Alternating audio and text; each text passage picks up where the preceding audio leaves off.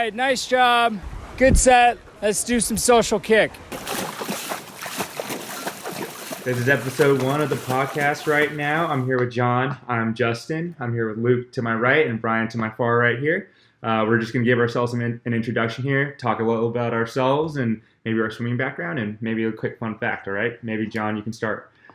What's up, everyone? I'm John Mullen. You might know me from Swimming Science. I work with Justin at Core, where I'm a physical therapist, and swim with Luke and Brian a few times a week when they kick my butt. Brian, you want to tell us about yourself? Yeah, former competitive swimmer for a long time, and knew of these guys through the sport of swimming, and got connected through Luke from my good buddy George Bavell when I moved to California, and then just became a master swimmer with John and Luke. All right. And I guess I'm the connection with a lot of you guys. I swam my entire life. I coached for a few years, and when I moved to California 13 years ago, I got in with the Masters team here and met John and met Brian, and then we're still swimming all together, and we like to talk swimming. Awesome. And I'm Justin. I work with John. I'm one of his personal trainers. So I work at Core. I grew up here all my life, and I swam for PASA, and then went on to the University of Puget Sound, swam there for a little bit, and then swam for King Aquatic Club, and I just graduated last year, actually. So I'm hanging out with these 3 old farts now, so I can give my youthful perspective on the sport of swimming to see how much has changed. Let's be clear who the oldest fart is. Yeah, recent birthday, right, big guy? Yeah, 55? Half a century coming up. 45, going on 50. Yeah, absolutely. Oh boy. Hey, I heard your PT said no running, right? Yeah, That's how old you are. I got to speak to this PT. Oh, Jesus. no. Hey, guess whose birthday is next Friday? Who? It's me. What are you turning, 16? You gonna have a yeah, beer? 16, totally. Yeah. Oh, man. I'm 24 going on 25. You're 24. I retired at age 24 from swimming. Wow, that's It's the interesting. last milestone. You're in a car and it's all over. When did you stop swimming? Like your stop. We all still swim, I think. Yeah. Yeah. But when did you stop your real race that you were just training your whole life for? Must have been 2008? How old were you? 2008? Wow. Just after Purdue, 22, I guess. So that was 10 years after I did it. What about yourself? When was your last swim race that you... 2012 Olympic trials, Wow. 50 free, but I was training for the 100 free, and wouldn't you know it, the worst experience of my swimming career came right at the end, the only time that I can remember that my goggles broke behind the block. And of course, as a prepared and well-coached swimmer, I was carrying a spare set of goggles with me, but with the format of Olympic trials being that the ready room is below the main pool deck, of course I was, trying to be quick with heats and derobing or disrobing before the race, and I left my spare set of goggles downstairs. Oh, geez. So then when I got up to the blocks, I put my goggles on, strap brakes. The officials won't let me go back downstairs to the ready room.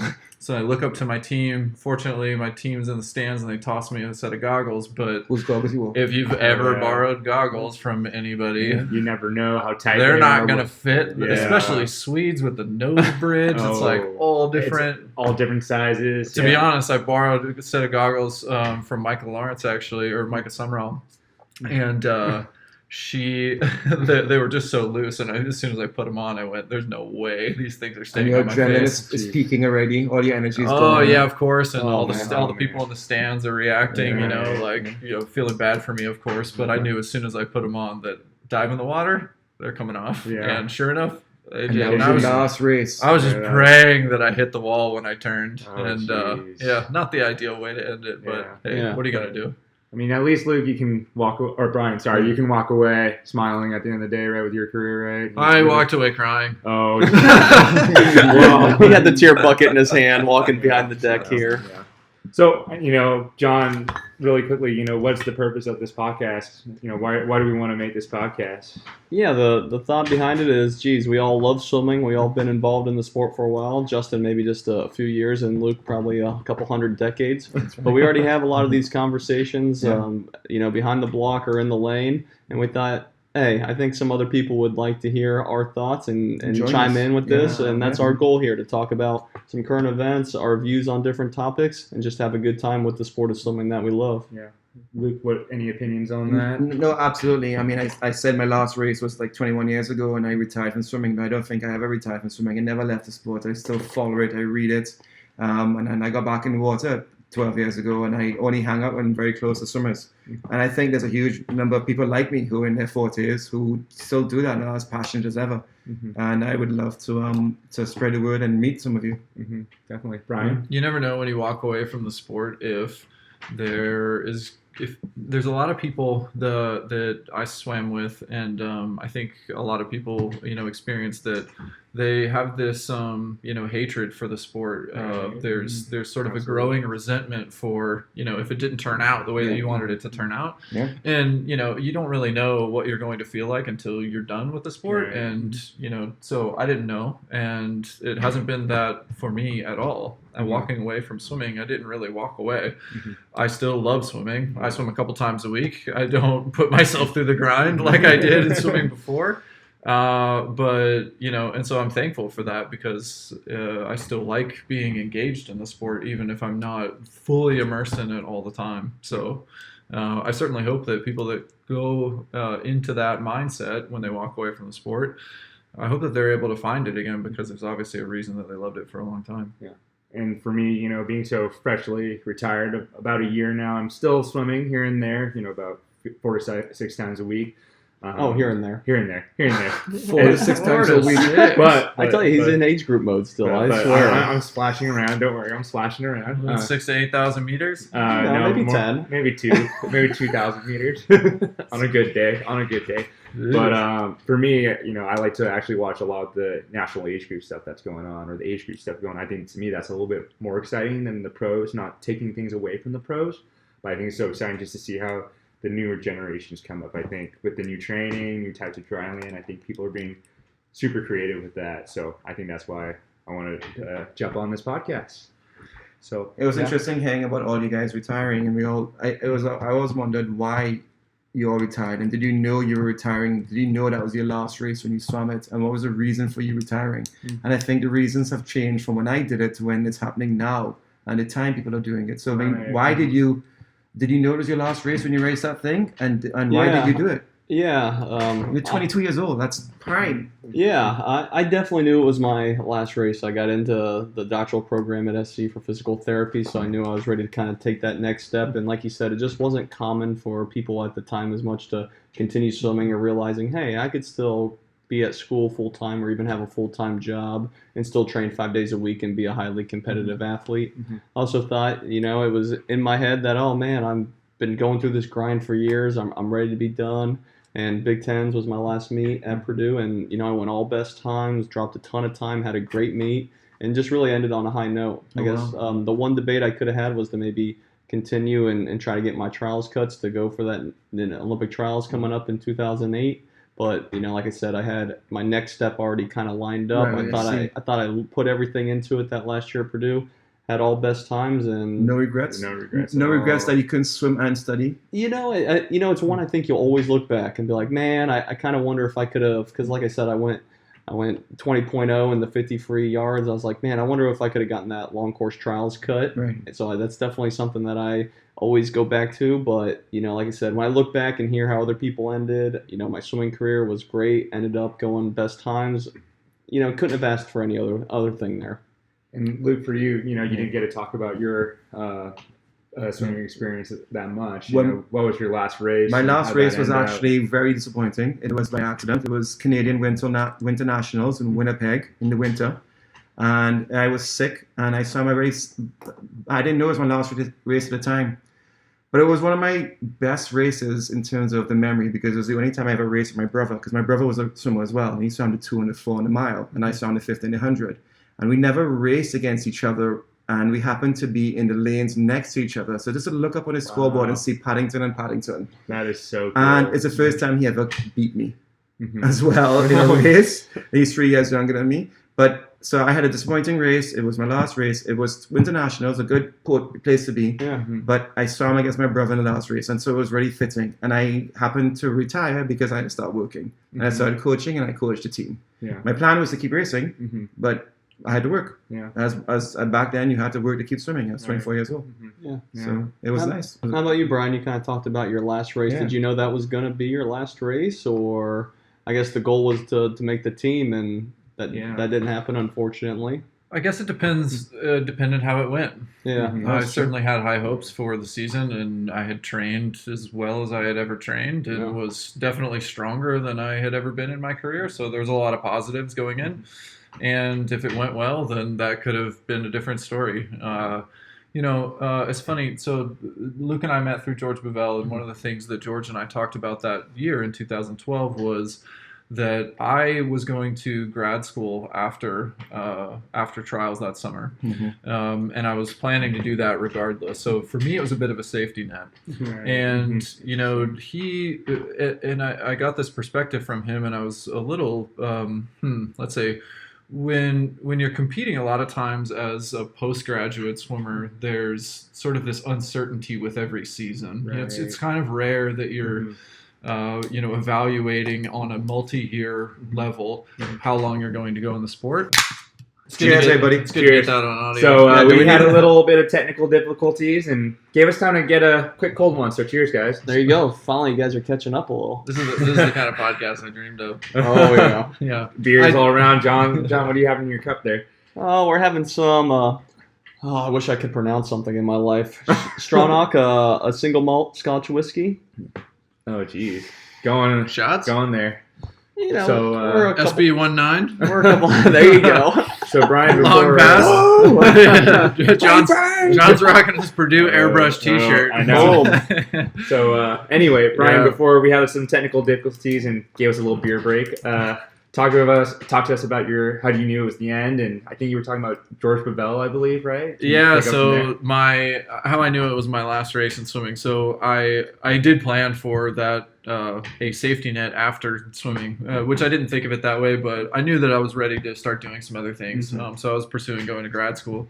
The thing that George and I were talking about was, is it bad for your performance to have a safety net or not? Yeah. And Jeez. I think that's a valid question. It's a deep question. That is a very deep question. Whether that affected my performance and a poor meet, I don't know to this day. I know the result, and so I could speculate, but I've had some really good seasons where you go in 100% without any safety net and are fully committed. And, food for thought. There's certainly an argument to be made for not having any sort of safety net and to approach your goals and your athletic performance 100% focused on the performance and on the event and the edge of the cliff, and if you fall off, you die. So you got to survival. Well, it's like knowledge of results, and there's a lot of research studies showing where someone will. It's mainly done on treadmill work, and they'll say, "Oh, this is my maximum time during a VO2 test." They'll figure out their maximums, and then they'll blind them on what speed they're going and tell them, "Oh yeah, this is the maximum you were just doing, but it's 10% more or 5% more than what they're doing," and then they can hold faster than ever. So just kind of knowledge of their expectations, knowledge of what they're able to do and what their fears are and things like that. It all kind of lines in together with knowing if this is going to be your last race or what that safety is. Right. And Brian, maybe you can tell our audience, were you professional at that time, or were you technically graduating at that time? It's kind of like that middling professional. It was a different time a little bit. It was, and you have these. So I mean, yes, I would call myself professional at that time. I was making money in the sport of swimming, and I was able to sustain myself, independently through swimming. Fat stacks. But was that a lucrative lifestyle? Could I afford single malt scotches that I can't pronounce at the time? No, I certainly couldn't. There we go. But yeah, I think you're right. The sport of swimming has changed a lot since then in terms of professional opportunities. That's for sure. But there were some at the time. I was watching a vlog. a few months ago with Cody Miller, and obviously his performances weren't up to par with what he, for what we know how good he is. And he's talking about he didn't make the national team. They get like a $30,000 stipend. Did that exist, you guys, back in the day? Brian, John, maybe way back when. They called it the Athlete Partnership Agreement, I think it was, the APA, and it came out I think 2011, somewhere in that era was when it first started. And I remember, so I was never on it. The peak of my career was 2009 and 10. And so, but what a huge step forward for just the thought of the athletes don't peak at 22.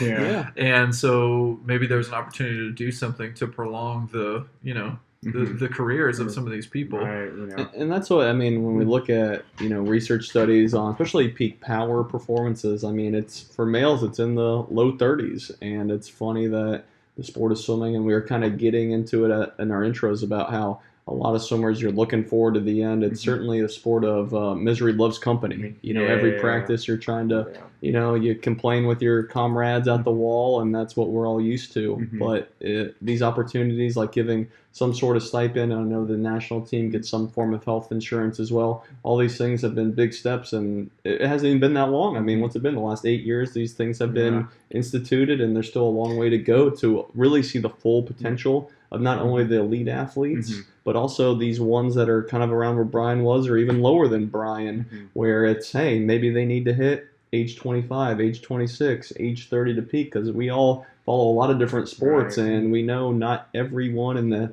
NBA, MLB are peaking at age 20, 21 like is expected in swimming. Sometimes, right? Funding for swimming has really increased so much since even the 80s and the 90s when I was there, and even from the non-US countries. I mean, when I was swimming in Trinidad and I made a national team in Trinidad, I was selling brownies and washing cars to be able to go to a meet. When I was swimming university in Canada, I stopped swimming because I couldn't afford the club fees to swim club during the summer. And in fact, I only swam 8 months of the year because for 4 months when college wasn't on, you swam club and there was club fees. You couldn't afford club fees because that's some basic subsistence. Far less travel. There's in my nostrums on right now, and there's a club there called Canet 66.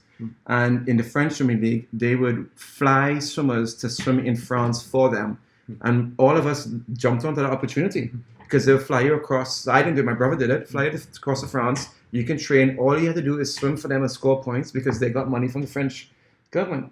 And so that was the level of professionalism back there for the average swimmers back then. But a lot of swimmers retired because of they had to make a buck. I dabbled in some conversations about the French club. I know some swimmers and trained with some who did that sort of thing. So that'd be guys like Freddie Bousquet and guys like that, or Yannick Agnel from back in the day. Yeah, or even some guys that not necessarily French guys. I mean, other nationalities that were hired by French clubs to go ahead and It's swim. kind of like what the New York Athletic Club kind of does, Yeah, right? Where they're getting exactly. some sort of kickback or reimbursements for at least meet things. But they'll put you up for 2 months, train, you put a family there, and you flew to France, and you just swam at their nationals. And even if you just made a second swim, you got 1 point for them. 1 point was what, I don't know, €1,000 back then. That's not bad. You're taken care of, you get food, right? Yeah. And you go to France, how bad can that be, right, guys? Otherwise, you got to start working. And I know, I've tried to have you guys try to work and to swim. You try to wake up at 5 a.m. and do a hard practice and work all day long and practice at night. You get physically sick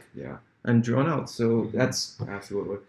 And we can cover that topic maybe on the physiological side of it one of these days, John, about overtraining and...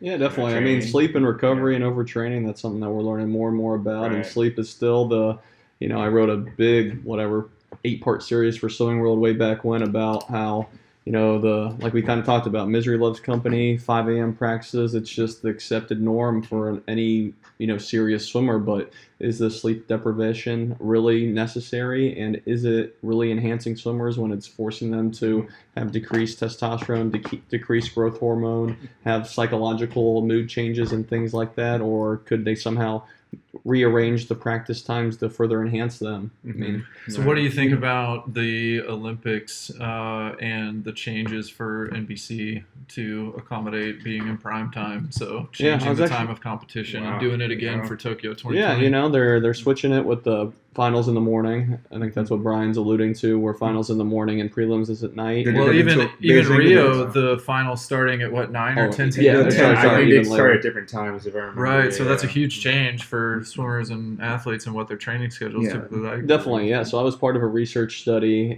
or part of a research team, and we actually looked at that. And yeah, it definitely decreases performance trying to expect these athletes to compete later at night. I think the interesting thing was, and this is where the research can, not have all the answers, is you look at that Rio Olympics and I think we'd all agree there was plenty of fast times. So was it truly affecting them and their results? Or I think what is probably the bigger issue is that it's affecting certain individuals more than others. We know some are what they call larks and some are more night owls, and that's kind of the morning and then evening performers. Right. And now they're starting to build in some more subtypes of people that perform at different times. And with swimming, usually having to perform at night, it's going to force or have people that perform or are more awake at night to be the better performers, and this is going to adjust them a little bit. Everyone was scared about Beijing when Beijing happened, but Beijing was very, very It was fast. fast, But Beijing was also a suited Olympics. Big time, and that's where swimming can get tricky, is because we start to follow and try to track these things, and then we realize how many technological advances are happening all the time, whether it's the suits, the blocks, the lane lines, the training, the science behind it all. So it's like, okay, say swimming in the morning made you 0.2% slower, but we know the blocks are a half a second faster than what they used to be. That could be a big significant difference compared in certain races. Right. We know the lane lines are better, the suits are about standardized now, but the nutrition and all this is improving. So say a couple of these variables reduce it 1%, but the other things increase it 8%, that's still huge improvements, and that's what we're seeing in certain events. Like, I mean, the 100 breast is a whole different event compared to where it was when near steep, you know. And I always say, it's funny, I think I swam in 3 different time periods. So in between high school, from 2012, from like 08 to 2012 is still the let's go as hard as we can and see what happens and not worry about the science part of it. So like dry island used to be, let's run a lot, do 1,000 burpees in one practice. Then between 12 and 16, which is when I was up in college and then taking my gap year, that's when it's like, okay, how do we implement science to the kids? How do we implement proper strength training? How do we implement proper recovery? And how do we educate the kids? Now, and then when I went back to school and then swam for King, it was like, okay, like, I think it's almost figured out. It's like, how do we implement cameras? How do we implement, videos, right? How can we make dryland better for kids? What equipment do we realistically need, right? And then people are learning more about how to roll out with the foam rollers, how to stretch properly. One thing I think we need for our listeners right now is that there are a lot of things that we're bringing up here that there's no context. So I'd love for us to just talk about a little bit about where we came from, what we're about. Because you mentioned King, but most people don't know what King Aquatic Club is or where it's at. Yeah. You're talking a lot about your science, but a lot of people don't know Dr. John Mullen. And you're talking about the Olympic trials and where you were at grad school. So let's just do you think it's okay to spend a little context or help with understand the discussion moving forward? You want to continue where you're at? What do you guys want to do? Yeah, we can I think it's good to give some context. Just spend 2 minutes talking about your career, where you're at, because we talked about the end. Let's just talk about where we started, how we got there, and hopefully some of you can relate to that out there. John? Yeah, John. Sure. So I grew up in Dayton, Ohio, a suburb of Dayton called Centerville. Started swimming competitively at a YMCA at the age of 4 years old because my sister was swimming. Competitively at age 4? Competitively at age 4. So it was one my sister was doing it, so I hopped in right away. Did a lot of other sports growing up. Played a lot of travel basketball, soccer, and swimming. Was fortunate to be a pretty talented age group swimmer. Was on the NAG top 16 list and all those types of things. Yeah, I know. Rock on. Then I was fortunate enough to get a scholarship to Purdue to swim there. Swam all 4 years. Got some academic honorable all mention. What did you swim? I was a sprint freestyler and butterflyer. Did the 200 fly from time to time. Probably should have sold myself or done more 2 fly. But hey, the sprint group is so appealing, right? And that's Division 1, right? That? What conference is it? Who do you swim against? Like what? Yeah. So that was a Big Ten school, Division 1. Certainly, it's located in Indiana. We were swimming against Indiana, Michigan, those types of teams. We were top 15 in the country usually. A lot of thanks to our divers. Thank you, divers, very much. You may have heard of David Badaya. And the gold medalist, right? Yeah, exactly. Gold medalist diver. Now we have Steele Johnson, another gold medalist diver that just graduated from Purdue. When I was wrapping up at Purdue, I was fortunate enough to get into a doctoral program of physical therapy at University of Southern California. And when I was there, I started a website called Swimming Science. The reason I started it is because I wanted to learn more about the science of swimming and maybe where in my swimming career I could have improved. So I started researching and reading a research study every day and reviewing it and putting it out online. Like I said, I was in PT school, just doing different clinical rotations, working with a lot of athletes at the time. And then after that, I moved up here to the Bay Area where we all currently live. Live in San Jose, San Jose, California. I'm married to my wife, Carlene Takaki, who I swam with at Purdue. She's a current age group coach at PASA, a swim club out here in the Bay Area as well. I own a physical therapy and sports performance facility called CORE.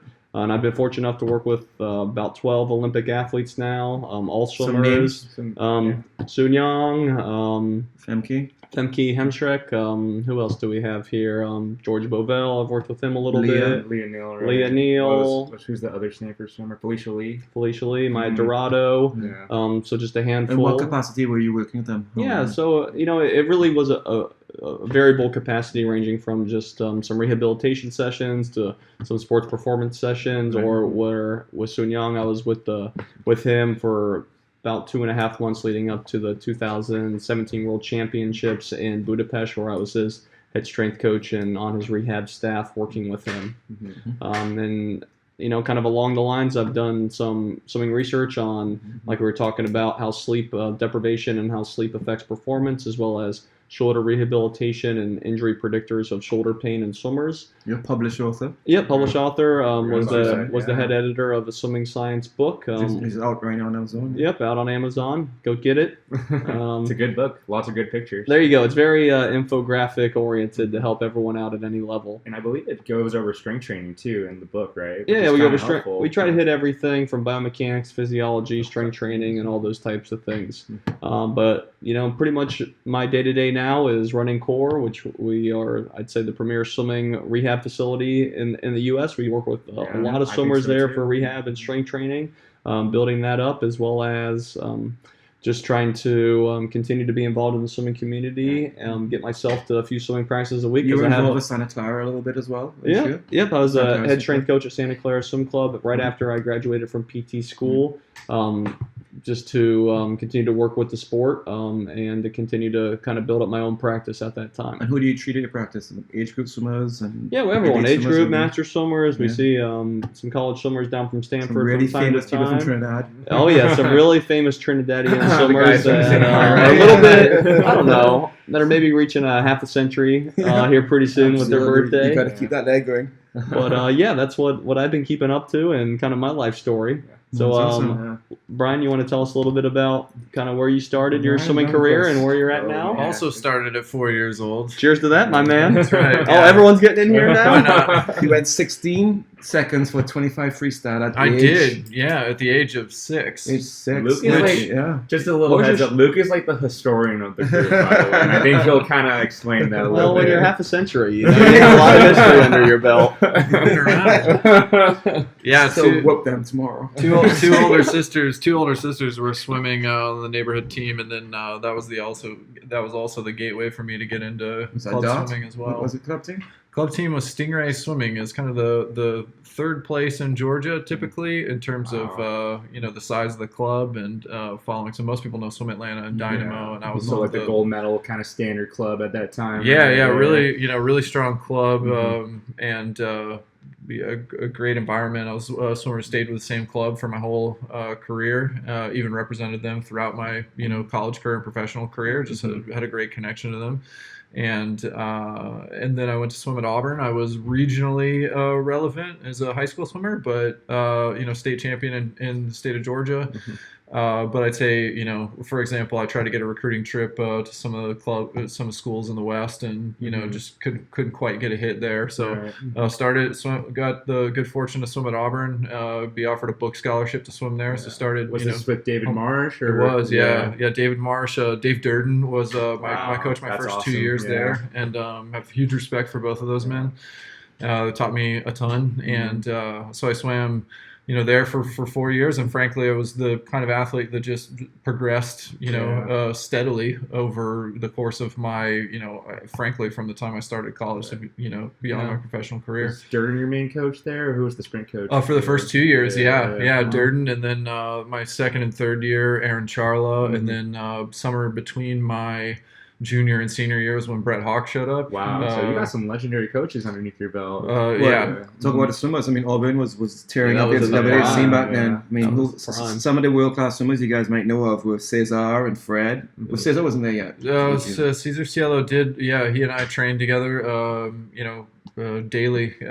He arrived my junior year, and so we trained together for 2 years while we were on the college team together. World and record then holder, for 2 Olympic years gold after. medalist, right? Did you Yeah, do Fred the Biscay. I remember being on the pool deck watching Fred go 18-7 for the first time. random question? Did you Yeah. do? You remember that old? Was it? I forget the website. Flow swimming or whatever. Did you do the Auburn tube set? I am in that video. Yes, I am. Speaking of which, did you know one of my coaches, John Height, at that time? Yes. Yeah. Yes, So I I know swam John for, Height. Yeah. So I swam for him. I wonder if he the can first still- year under King, actually. Yeah. I wonder if Okay. you can, I mean, just to give some perspective about how big Auburn was. I mean, I was at Purdue at that same time, and I mean, Flow Swimming was the swimming website Right. at the time. And I remember watching that video, and it's like, all right, I'm going to see what Cesar and Brian Lundquist and Fred are doing there. And we're watching it, and I'm watching with my buddies in the dorm room, and then. What was it? You guys were chugging milk? Is that what it was? Or I think it's Or Gatorade. Hot Gatorade, right? Yeah. So let me give you The the background on secret, that day. the secret sauce. Well, so for anybody, there's a lot of entities out there that are filming, practicing pancakes on Swam is sort of the next evolution of it, and I don't know, Coleman does a great job with that. Garrett McCaffrey was a very charismatic, innovator Right. in what he was Yeah. doing. Love this. Of course, it came from Flow Track and Flow Wrestling, I believe, Yeah. is where they started. But Yeah. cool to build that for the sport of swimming Yeah. and totally change the way people think about swimming media. Mhm. that's Getting interesting, behind closed yeah. doors, it was really a mind shift for a lot of coaches, and still is, to welcome the outside, any coverage for what they're doing and their Big time, training. yeah. And I think the U.S. has a lot to learn about that, because there's other countries that don't have the same sort of competitive landscape like we do in college swimming in the U.S. And so there's, at least from my understanding, especially working with some people who are from Australia, for example, the collaboration of coaches from different Yeah. programs seems to be a little bit more open than the Right. U.S. traditionally was. I think we've Right. changed Then some of that. Trying to hide what they're doing. There's like secrets. I mean, the Yeah. secrets come out eventually, I feel like, right? Would you guys agree with that? I think the secrets are. I don't know that there's much secret to it. You got to work It's your not- ass off. Yeah, I mean, Work at the your end of the ass day, I don't think there is much of a secret. That's the right? cool thing. Yeah. A lot of the content lately with how well Katie Ledecky trains is really interesting to see and awesome to see. And she does the work, Yeah. Yeah. and you have to do the work. What's a legendary story about Mark Spitz, where he told everybody he swam fast because he had a mustache, and so the next year the East Germans all swam with mustaches, Oh. and he shaved his or something. There's some story about that. It's That's hilarious. great. I've never heard that, but Yeah, he said it's it so was true. I mean, mustache. it's such a copycat thing, but Yeah. like you said, it usually boils down to hard work and biomechanics and things that The you're trying to work details, on to yeah. improve. Yeah, But the Auburn had consistency of it legendary all. sets of working hard. For stories They I did. heard from his colleagues of Chantal, when Chantal told me his dryland workouts. I mean, Auburn did something I don't think's ever done since, where for 4 years there were 4 guys, or maybe 3, who were undefeated in every meet, every drill meet, and every championship. They hadn't lost, and that has never happened in any sports in its ability. And that happened for 4 guys. You And better that's for the pedigree. fact check Luke on this. No, one. no, that's No, not that's true. Yeah, it was Eric I didn't- Chanteau, Doug Van Wee, George Bevell. Is There's. it Derek Kim? I'm gonna get in trouble for I don't not know. remembering the Oh, fourth. jeez. I said 4 guys. And you call yourself an Auburn grad? Come on, man. But you also did something pretty. You brought in the Jacob technology into swimming, and this Quite suit area. literally. Quite Yeah. literally brought it in. So you Yeah, guys no, I ordered literally suits. ordered it. I remember. I was the beneficiary of the peak of swimming technology when the suits are around. There's no doubt that the best swims of my career came with the assist of technology. But it is what it is. Yeah. You know, Yeah. honestly, Nothing you can do about I don't feel any worse about my accomplishments in swimming. I can confidently say that I was gonna swim fast. Yeah. Mhm. One way or another. I mean, the times that I ended up going were faster for sure than they would have been had I not been wearing a super suit. Yeah. But, honestly, I remember the first day that I wore one of those suits is a Friday afternoon. This was Fred had just gotten back from spring Fred French Biscay? Nationals. Fred Yeah, Biscay, Fred Biscay yeah. had just gotten back from this. At the time, there was a guy who was a world record holder in the 50 butterfly named Rafael Munoz, Mhm. Spanish guy, and This is before my time. See, I don't even know who that is. but he was but not before your time. Is how fast that he went. Yeah, The he had that Ukrainian record guy's forever. going faster now, but he was Andrew, 22.4. Yeah, Andrew. Jeez. 22.4 Yeah, he in had the that 50 record fly. forever. Mhm. And I remember Fred saying, or maybe it was Brett Hawk recounting the what was being said at that meet because he was wearing a red Jacob suit. Wow. And Rafa took the suit, and Fred ended up swimming in that suit to go the 50 free. I don't remember what he did there, but it was pretty significant. He went fast. He won French Nationals, which was big with Emery Laveau and they were and at their, Bernard at the their time. top right then, right? Yeah, but so Rafa Munoz said to Fred Biscay, like, "Here, you want to take the Ferrari for a spin?" Oh. It's like the Hey Kid Yeah. moment on Yeah. the baseball. Yeah, commercial. and then he Yeah. won. Then he won French Nationals and went super fast to 21 low or something crazy. And I remember when he came back, it was we had a couple more suits from the Jacob Rep at the time. Mhm. This was maybe January timeframe of 2009, Mhm. and Right before NCs. yeah, it was like enough time that we could order suits before NCAA's. Well, it was Friday afternoon meet. Typically Friday afternoons, you got a weight session in the morning. A swim workout in the afternoon. Instead of a swim workout in the afternoon, we just did the meet. Mhm. And I want to say it was like a club meet or something. They had a 50 free on a Friday, which is weird. Usually 500 free or some Yeah. other events. Mhm. They had a 50 free that night. And I put a suit on. And I was not a fast in-season swimmer. Mhm. I ended up like my best time from a flat start yards 50 free was 19.1. But in season, I had never been faster than 20.6. Wow. I mean, I was a big drop kind of Drop guy. dead swimmer. Yeah. And so I put on that suit and I went 19.6 Oh. on a Friday afternoon After weights. after weights. End of the week. Sold. And I mean, I'm telling you, when I hit the water, I was smiling. It felt like a roller coaster when you're just going, no! How fast It's like the this- downhill part, right? Yeah, it was crazy. It was significant. It took me like 50 minutes to put it on, and I had bloody fingers. But yeah, no, it was, I think that it was worth it, crazy. though. Yeah. No, it was interesting because I started back competing at Masters just after the suits were banned.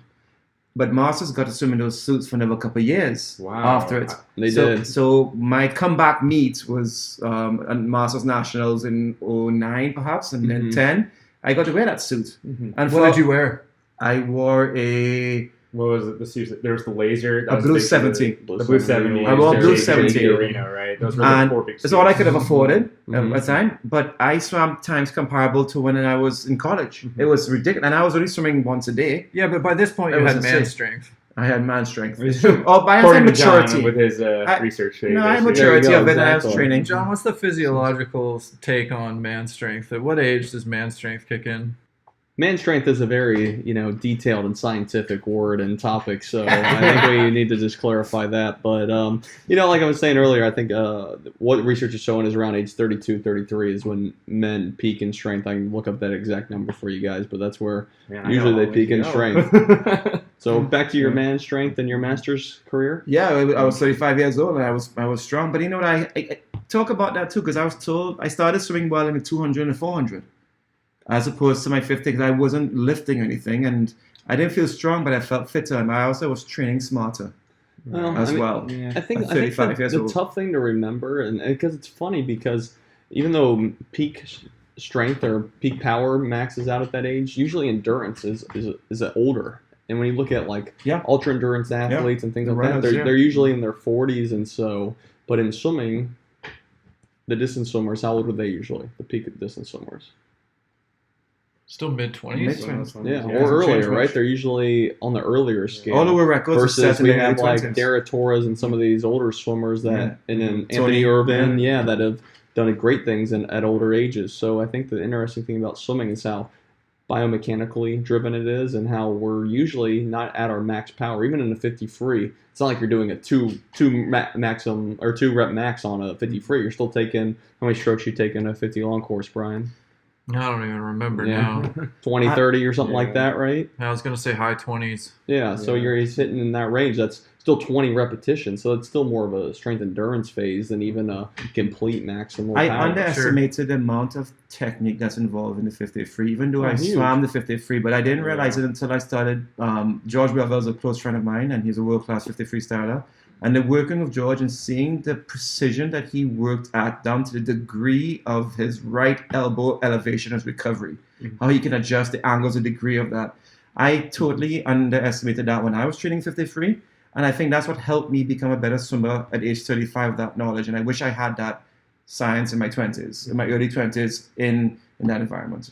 Yeah, that's huge, and I still think swimming has so much to go because swimming, I think, we have water as our main resistance, or as the resistance in swimming, and water has so much drag on it compared to other sports where you're usually just working with air. So we have to realize how much every little adjustment can make a huge difference in the pool, and we're still barely even using underwater cameras on a regular basis in the pool.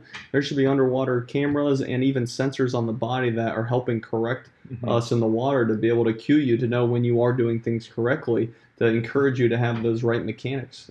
But we're not there yet. I never got to do this, but I know this is supposedly old school, but I think it's coming back now. The use of putting like mirrors on the bottom of. That's not old school. You guys are funny. I don't know. That's what we got baby Justy over here. The old school is 2010. Oh Jesus! You know who Tupac is? I do know who Tupac is. But we were talking. John and I were talking about the mirrors, and we do see mirrors in the pool sometimes, and you see it for maybe 10 or 15 yards max. And you're now getting into your groove, you're now seeing yourself, and then your body making adjustments, and the mirrors disappear. So A, I would love to see mirrors along the whole length of the pool so you can make those adjustments.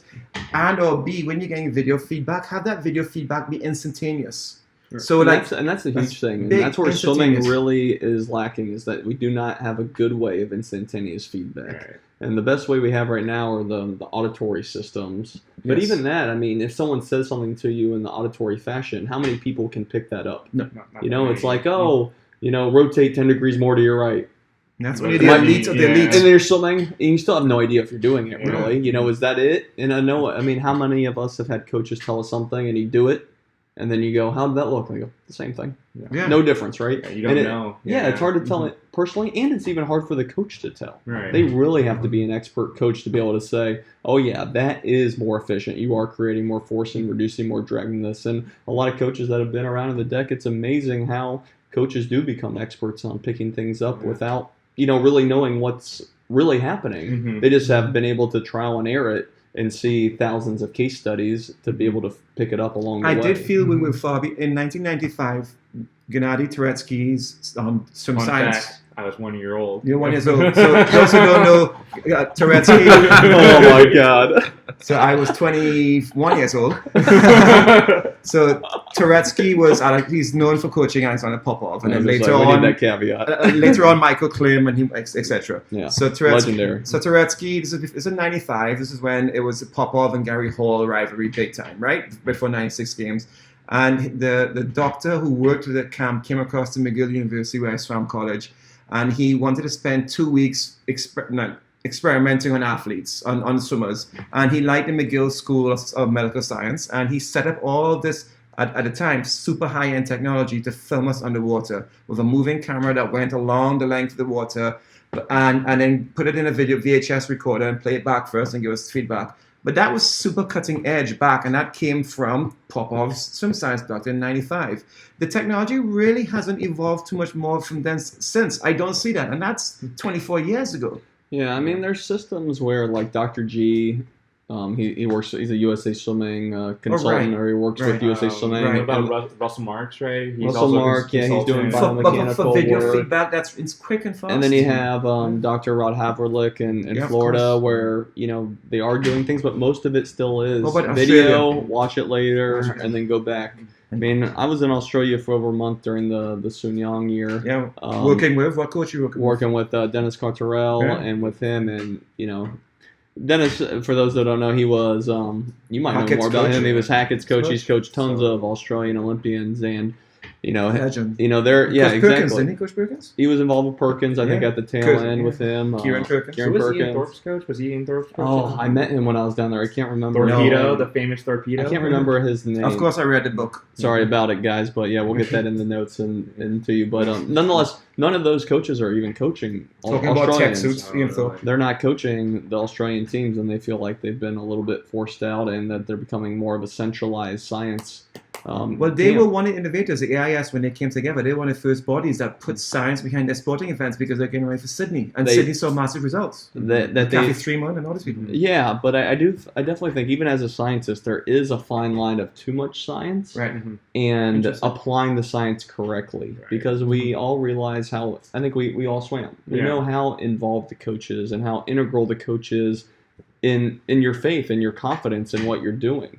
And I think and this is, I don't want to put words in Dennis's mouth and in Australian swimming's mouth, but I think this is where Australia, or at least he believes Australia is kind of suffering lately, is that, because I think we'd all agree at the last few big events, Australia has been swimming great leading up to these Olympics and leading up to World Championships, but they've been kind of not doing as well.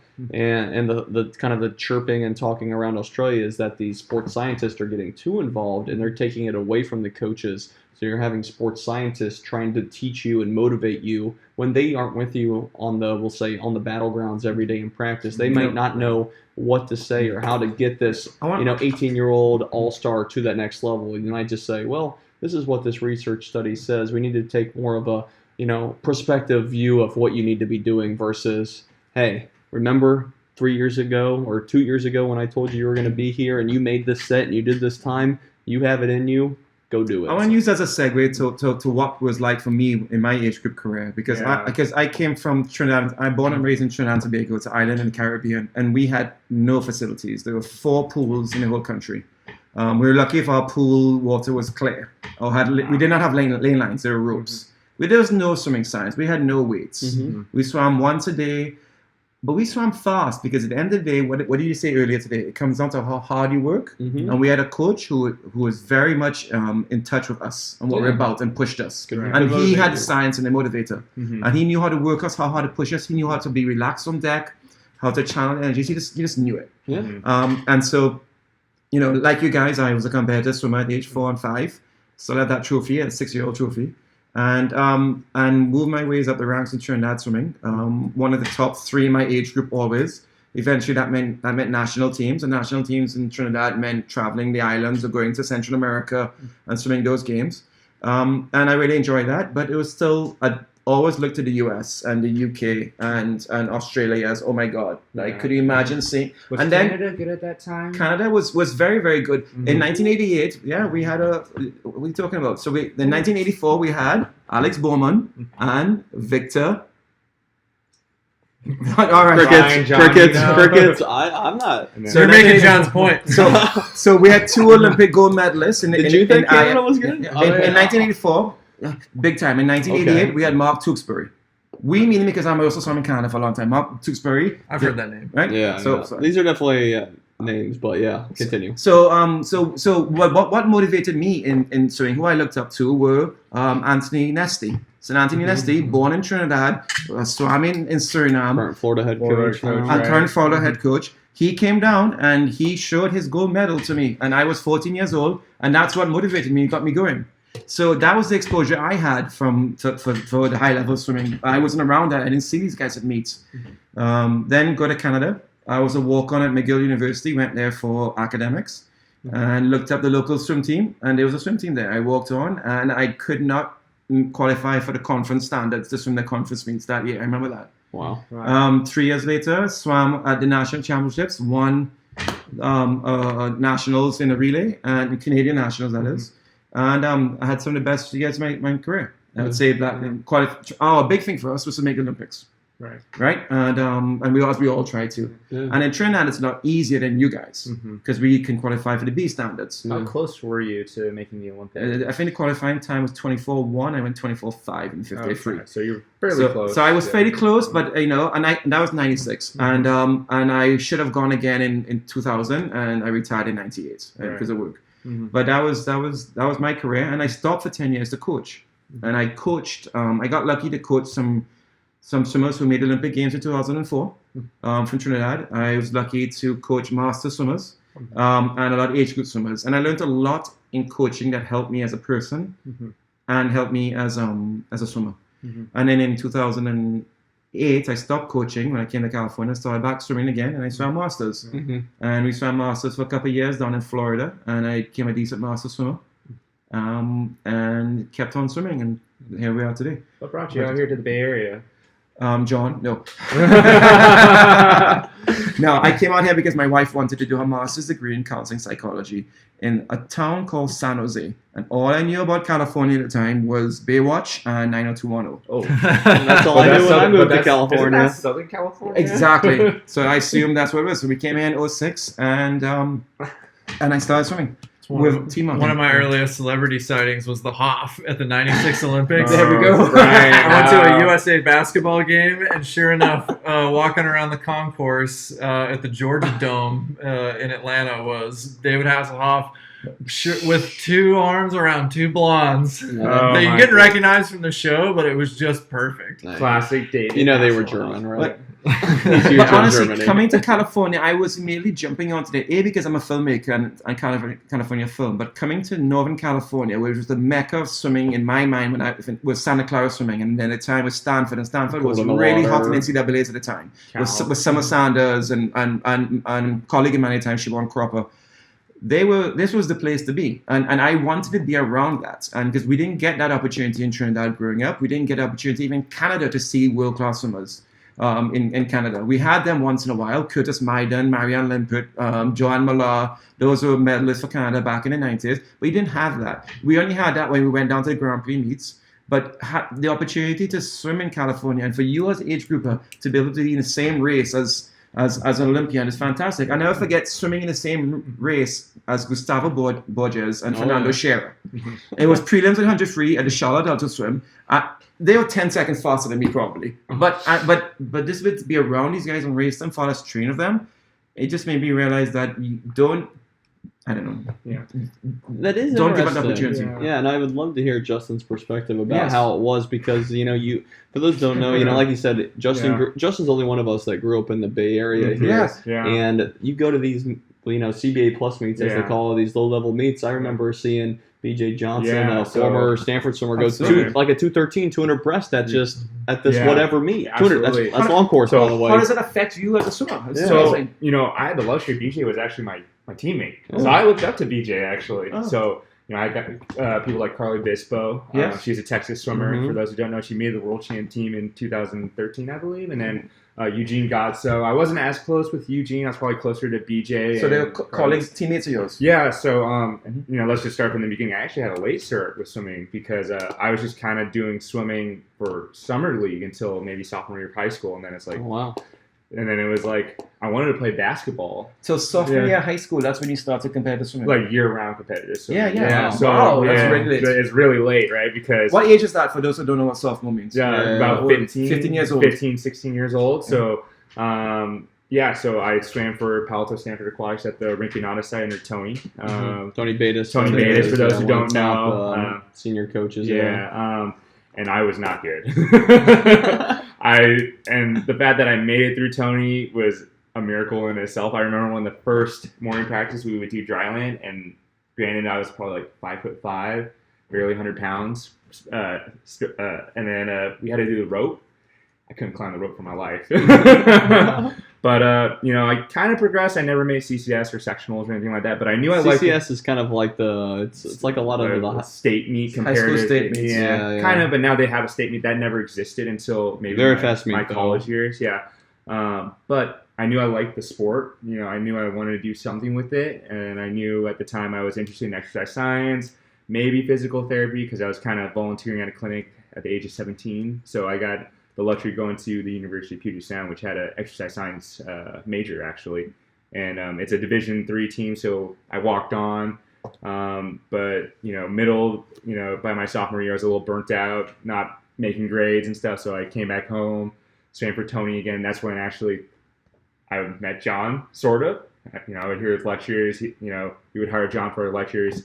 And my swimming career got better and better. I felt like I was more comfortable with myself as a person and as well as an athlete. So, my best 200 fly time, I think, was like a 2:04.8 in yards, maybe.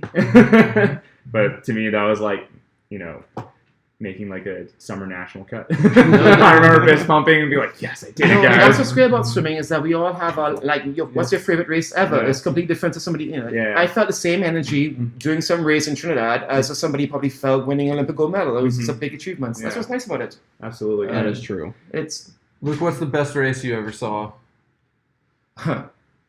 It was the first world record I ever saw in real life. Wow. So it was Pan Pacifics in Atlanta in 1995, the 4x100 freestyle relay. And that was my favorite race to swim, the 4x1 free. I love the 4x1 free. Mm-hmm. And I saw the world record in Atlanta, and it was a test event for the Atlanta Games. So it was 1995. My brother was swimming Pan Pacs at the time. I went to watch him swim. Mm-hmm.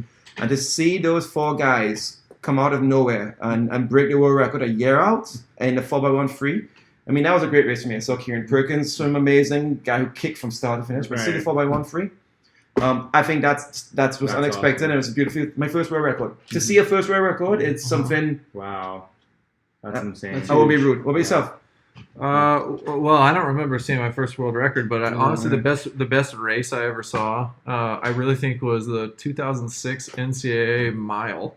Wow. That's an interesting one. It's That's the last it's a day, weird right? one. It's a weird one, yeah. So Really Sebastian not Rualt was a distance swimmer at Georgia. Frenchman. Peter Vanderkay, who swam a very fast 500 free at that meet, broke the American record 4:08.6, I think, or 4:08 something. Forever. So he and I don't remember who the third guy was in that race, but the reason that it was interesting is because a lot of times in swimming they say stay in your own lane. And when you're talking about, John, the deal with technology and its influence on swimming, and thinking about like how that can change the way that athletes train. When you're talking about that, I was thinking about racing, and what are the sorts of things perhaps that swimming scientists or technology can help you learn during racing. In an event like the mile, there is a lot more swimming outside of your lane. Yeah. And I feel like there's mind games that you got to play. It's psychological warfare. Yeah. I swam the mile here and there. It's psychological warfare from start to finish, basically. Yeah, so that's huge, right? I mean, if anybody's ever heard Brian Goodell's story, it's an incredible story that Brian Goodell shares about his mental preparation before the Olympic Games. Brian Goodell's the 80? They 76 for me. 76? I think it's 76. Olympic champion of the mile. Right, so it couldn't have been 80. I think it's 76. But I remember hearing his story talking about his mental preparation for the games, and how in the middle of the race he wasn't winning, and that didn't match his mental picture for what was going to happen, and so suddenly he his call it what you will, his mind took over, and he describes it as having been dead and could have accepted third place, and suddenly surges to win the gold medal and pulled energy from nowhere. And he thinks that a lot of it had to do with his mental preparation. Right. So that's something that happens in distance swimming. But the reason why the 06 mile was interesting to me is because at 900 yards or 950 yards, a lot of times to go these 14-minute 1650s, these guys are going holding 26s in a yards pool. Yeah. Which is fast, because whenever I push 26 now, I feel like it's a pretty good effort. Some of them are going maybe 25 high. So the fact that they go that fast is crazy. But I remember that Sebastian Rualt in the 9 or 950 mark threw a 24-second 50 right in the middle of the race, and then sat back right on 26s. Yeah. And it broke everybody else. And suddenly that was the race right there. He just did a 150 right in the middle, and then boom, it was his. Just kind of break the I'd never seen in any other swimming race, I'd never seen somebody just throw that tactic in and have that effect on the race. I'm sure it's happened. It's just that's the only time that I ever saw it happen. It's definitely momentum shift. What's the best race I've ever seen? So You wait till we jump in the water, okay? Yeah. Take them out. Actually, these old guys go 59 in the 100 free. It's hard for me to think of the best race I've seen, but the best thing I've seen in a practice, and there's a few good ones that I've had the luxury of swimming with great swimmers who've gone to Division I colleges, made an impact on their NC2A team. But one of them I can think of was my last year of college swimming. I came home, winter training. Tony always splits up the college kids sometimes and his kids, so he let us do the easier set. So I'm with all these All-Americans, Ali Howe, Luca Martins, to name a few, some of the local greats around here. And Alex Liang was a senior. He's a sophomore, I believe, now at Stanford. Scored, I believe, at NC2As this year. They're doing this huge 4am set. I believe it's like you go 4 100s, 100 fly, 100 back, 100 breast, 100 free. On fairly tight interval, you start with a 25 fly, and then you just build all the way to a 400 IM. And we finished our set, and I remember watching this kid from a push go 359. in like raging waters, like lapping people in his lane. I thought, dang, there's like a whole other level of swimming I don't know about. And that was probably the most impressive. Yeah, but that wasn't overnight. That kid didn't get there overnight. He was you, and he just did it for 15 more years, and he did it for more time and more effort. That's all it was. He put more time working hard. Right, exactly. Yeah. Well, the interesting thing for me, and going back to my story, was when I swam for Tony, I got a lot better, actually. And when I went back to school, and this is no harp on my college coach or my college team, and maybe it's just me, it's just I didn't improve at all. All of my other teammates would improve, but I would not improve. And then improvements of patience in swimming. Like honestly, you can spend 4 years and not improving also, and you drive a best time because absolutely. John, your favorite race? You told me about your favorite race. You memorable. I forgot what it was. I don't believe I ever told you that. I can't even think of what my favorite race is. This is a really tough one. Maybe not favorite, but the best race that you ever saw.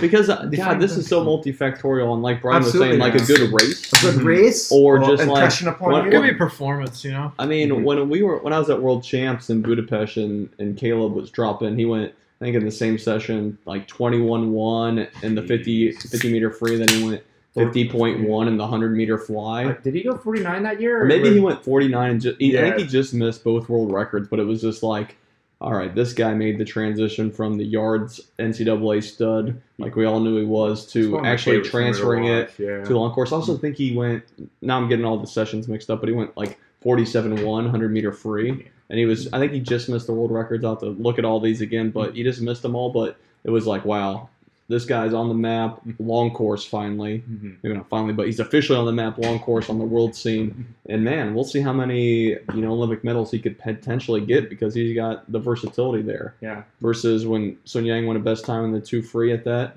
World Champs, and I was working with him for 2 months and away from my family for 2 months and all kind of goofed up. That was great to see, him go best time and see his excitement and how he could energize the Chinese crowd because.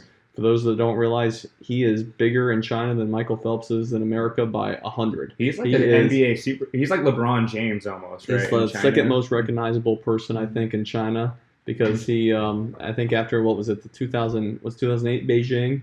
After 2008 Beijing, he was the first Chinese male swimmer to ever win a gold medal.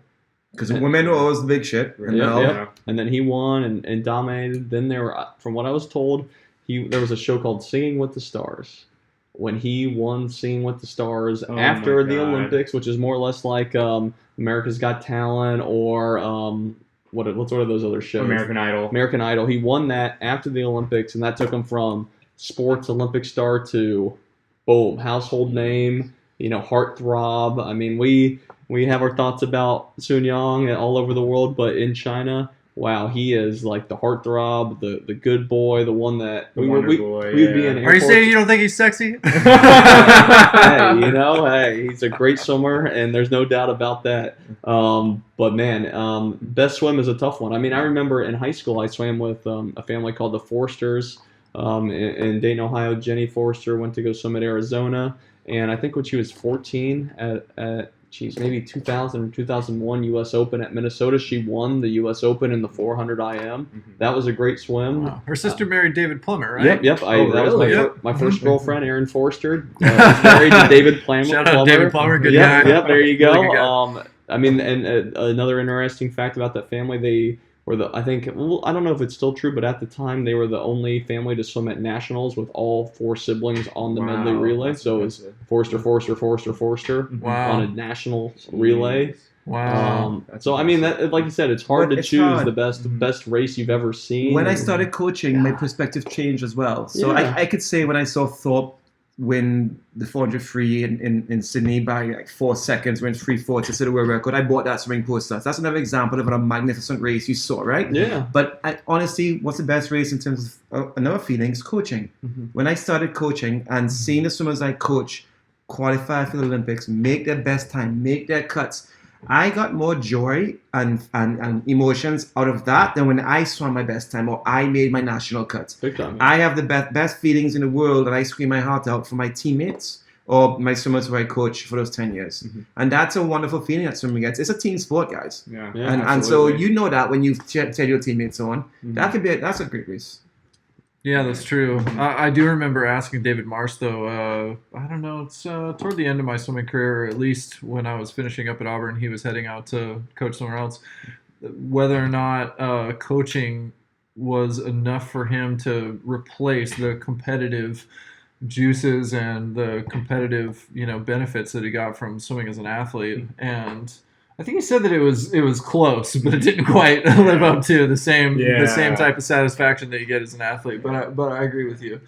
The times that you're either, whether it's somebody that you train with, somebody that you coached, seeing other athletes that you're connected with and know what they put into the preparation to have that. Years of preparation too. It's really just cool. for one little moment, right? So we're running a little short on time. Luke here has to cut his birthday cake. He's getting text message after text message here. But I guess we'll just conclude everything. We just want to go over what this podcast is all about.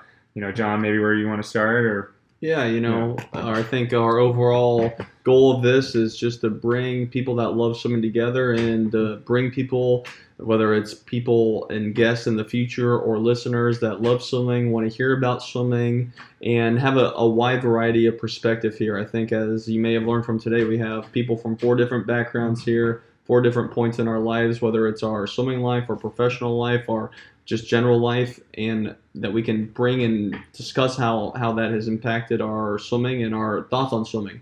So I hope that we can just continue to have great in-depth conversations and continue to engage with anyone that's listening out there from the U.S. to abroad to help out the swimming culture and have a good time. Luke, what do you think? Where do we want to go? I think it's just to continue the information dissemination, just getting it out there. I came from an era where you did not see swimming on TV except for once every 4 years, and we saw results in a magazine 2 months after the meet was swum. And now it's YouTube can pick up any race from this morning, the Clovis meets, or you can get WhatsApp, or you can follow these swimmers on Instagram and know what Solstrom and Leclerc are doing right now and wherever they're at. And that's fantastic information. And as a swimmer, as a coach, and as a fan, I sop up that information. I enjoy it. I enjoy the knowledge, and I feel a connection, and I feel as though it's part of my community, and it's a small community. So I'm hoping this podcast can hopefully add to that, and let those out there who are far away from what we experience or very close to what we experience just feel some sort of connection. Brian, what do you think? I just like having fun with my friends and enjoying a tasty beverage. Cheers to that. Cheers to that. For me, we got a doctor of physical therapy, glug. I drank all my beer, unfortunately. Recently retired swimmer. We got the historian. We got the guy who was, could we call you semi-pro? You can call me semi-pro. Former world record holder. Former world record holder, okay. Recent American record holder. Yeah. I'm just lost. Yeah, and I think it's just fun to get our perspective out there to a broad audience out there, and just see where it goes from there, and just have a little chit chat about what's going on with swimming, or our personal thoughts on what needs to be changed or what's going good in the world of swimming. So yeah, I think you guys, you learned a little bit about us. You learned about John's background, Luke, Brian, and myself. But we hope to kind of go over some more recent topics, as well as sort of go do a few games in the future. Think about the history of swimming and what could have been. But that's about it for this first episode. What do you think, guys? Yep. All right. Love it. All right. Thanks for joining, everybody. Yeah, thanks for joining us.